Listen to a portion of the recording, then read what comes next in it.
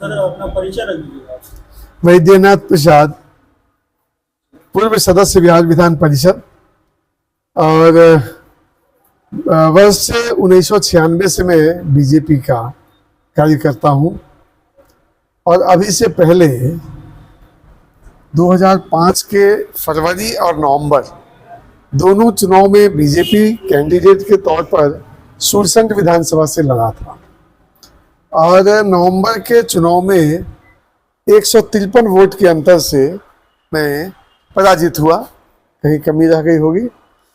और आज के दिन में मैं बीजेपी के प्रदेश में मीडिया पैनलिस्ट में हूँ, प्रवक्ता के तौर पर काम करता हूँ। यही मेरा परिचय है। सर इस पर यूथ कहीं ना कहीं नए चेहरे को देखना चाह रहे हैं। पूरे पार्टी ने पुराने उम्मीदवारों को भी टिकट दिया, तो ये कहीं ना कहीं मुश्किल हो सकता है। भारतीय जनता पार्टी सबका साथ, सबका विकास, सबका प्रयास, इस थ्योरी पर हम चलते हैं। युवा पीढ़ी को भी हमने आगे लाया है, और पुराने चेहरों में भी कुछ को इस दायित्व से अलग कर संगठन के अन्य दायित्व में डालने का भाजपा ने निर्णय किया। तो हमें नई पीढ़ी के जोश का भी उपयोग करना है, और जो हमारे पुराने कार्यकर्ता है, नेता है, वरिष्ठ साथी हैं, उनके अनुभव से भी नई पीढ़ी को और अधिक सशक्त करना है। और हम सब हमारे साथ हैं, युवा प्रौढ़, इसलिए कहीं कोई दिक्कत नहीं है। नरेंद्र मोदी जी और नीतीश कुमार जी का जो काम है समाज के हर तबके के लिए, उस काम के बदौलत, नरेंद्र मोदी जी के वचन का जो विश्वास है आम लोगों पर, उसके बदौलत हम सीतामढ़ी जिला में एनडीए के सभी सीट को जीतने वाले हैं। सर जनसंपर्क के दरमियान आपको कौन कौन सी समस्याएं देखने को मिली? मैं तो अभी प्रत्याशी के तौर पर कल गया था लोगों को आमंत्रित करने, और हम इस बात का अपना जो उस क्षेत्र के लिए एक संक्षिप्त मैनिफेस्टो बनाएंगे, हम उसके जरिए आपको बता देंगे। अभी इसको रहने दीजिए पर्दे में। जिस सर क्षेत्र कहीं ना कहीं जल जमाव की समस्या से ज्यादा ग्रस्त रहता है, इसका कोई सर अस्थायी समाधान आप करें? बड़ी समस्या थी। बरगिनिया जो रीगा विधानसभा क्षेत्र का लगभग आधा आबादी है, उधर सड़क मार्ग से नहीं जुड़ा था, न मोतिहारी से और न सीतामढ़ी से। एनडीए की सरकार ने, नीतीश कुमार सुशील मोदी की सरकार ने बरगिनिया को सीतामढ़ी से भी जोड़ा, बरगिनिया को पश्चिम चंपा मोतिहारी से भी जोड़ा। ये बड़ा काम हुआ है, सड़कें बन रही है।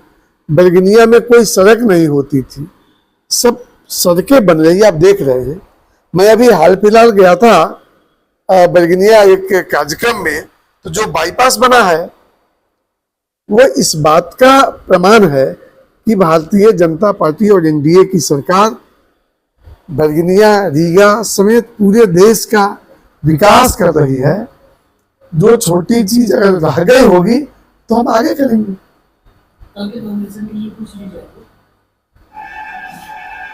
अगर जीत कर आते हैं तो सबसे पहला कार्य क्या होगा? मैं अपने मैनिफेस्टो के जरिए आपको बताऊंगा। हमने पहले भी कहा है, अभी इसको एक सप्ताह रहने दीजिए, पढ़ देंगे।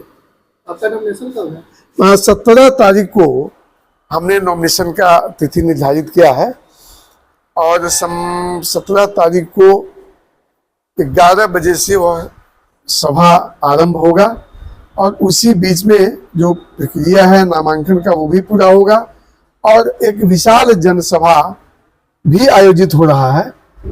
और संभव है कि ये एनडीए का जनसभा हो जाए, मैं अपना जानता हूं, लेकिन जो ज्ञात हुआ है कि बाकी भी प्रत्याशी विचार कर रहे हैं कि हम 17 को ही कर लें, तो एक अच्छी जनसभा होने वाली है। रीगा में जाम की समस्या है? दो तरह से वो समस्या है। एक तो जो छोटे छोटे हमारे ठेला खोमचा वाले भाई हैं, जिनको रोजी रोटी का कोई दूसरा साधन नहीं है, वो भी वहाँ अपना कारोबार कर रहे हैं। उन्हें भी बाधित नहीं किया जा सकता है। और बिहार में लोगों के आय में इजाफा हुआ है और लोगों में क्रय शक्ति बढ़ी है, गाड़ियां भी बढ़ी है, तो इस वजह से भी थोड़ी समस्या है, उसका समुचित समाधान हो जाएगा। रीगा चीनी मिल के मजदूरों द्वारा लगातार आमरण अनशन किया जा रहा है। उनके द्वारा आरोप लगाया जा रहा है कि उनका जो बकाया वेतन है और फिर से उनका जॉब पीरियड अभी बाकी है, उनका फिर से नियुक्ति नहीं हो रहा है। तो लगातार आमरण अनशन किया जा रहा है, तो इसके प्रति आप कैसे मजदूरों के लिए लड़ेंगे? रीगा मिल हमारे सीतामढ़ी जिला के लिए एकमात्र उद्योग है और बीच के कालखंड में कुछ दिनों के लिए वो बंद हो गया था।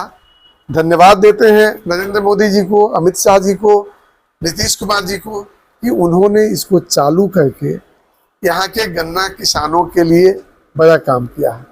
जो बकाये पैसे थे उसका भी भुगतान लगभग हो गया है। अब रीगा मिल में जो पहले से कामगार काम कर रहे थे उनके संबंध में जो बकाये उनके वेतन की बात है, एक बार किसान यूनियन, मजदूर यूनियन और मिल प्रबंधन से बात करेंगे, चीजों को समझकर जो इसके लिए बेहतर समाधान होगा हम लोग उसका प्रयास करेंगे। विधानसभा क्षेत्र में एक जमला परसा गांव आता है। जमला परसा गांव बीते दिनों में जो बारिश हुई है जिसकी वजह से बागमती नदी के कटाव में पूरा गांव तहस नहस हो गया है। वहाँ के लोगों से जल संसाधन विभाग जो वहाँ कार्य कर रहे थे वो कार्य सही नहीं होने के कारण पूरा गांव कटाव में बागमती नदी के अंदर चला गया। तो आप उसको कैसे देखते हैं और कैसे ठीक करने की जरूरत है? जब मैं बिहार विधान परिषद का सदस्य था तब भी मैंने एक बात कही थी और उस पर अमल भी हुआ कि बागमती परियोजना जब 1970-71 में आरंभ हुआ तो इसका दो उद्देश्य था, बाढ़ नियंत्रण और सिंचाई। दुर्भाग्य से कांग्रेस के इतने लंबे शासनकाल में न तो बाढ़ नियंत्रण पर कोई सफलतापूर्वक काम हुआ, सिंचाई तो हुआ नहीं।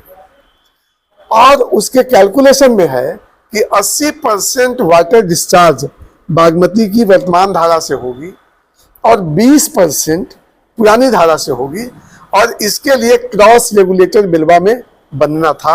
आरंभ हुआ, रुका, लेकिन मैं भी उसमें सवाल उठाया था बिहार विधान परिषद में और पथ निर्माण और जल संसाधन विभाग ने संयुक्त रूप से उत्तर दिया था।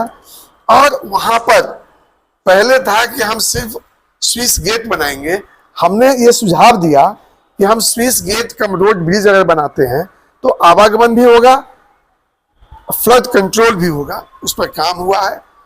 और जमला परसा गांव का जो प्रॉब्लम है, अगर हमारे पानी का डिस्चार्ज जैसा पहले तय हुआ था कि 80% इधर से जाएगा और जब भी खतरनाक स्थिति होगी हम बाईपास से पानी निकाल देंगे, कटाव रुकेगा, हम उस योजना को अमली जामा पहनाने के लिए प्रयास करेंगे। बिहार की सबसे बड़ी समस्या पलायन और बेरोजगारी है। अगर जनता आपको चुनती है तो आप अपने क्षेत्र में इन सब चीजों का निदान कैसे करेंगे? बिहार लैंडलॉक स्टेट है, आबादी के हिसाब से क्षेत्रफल कम है, जिसके चलते हम बड़ी औद्योगिक गतिविधियां नहीं कर पा रहे हैं। लेकिन आप देखे हैं कि बिहार सरकार ने हर जिला में नए औद्योगिक पार्क के निर्माण का निर्णय किया है। उद्योगपतियों को बिहार में इन्वेस्ट करने के लिए उनको जोड़ा जा रहा है। रोजगार के अवसर पैदा होंगे, पलायन को रोका जाएगा। ठीक है।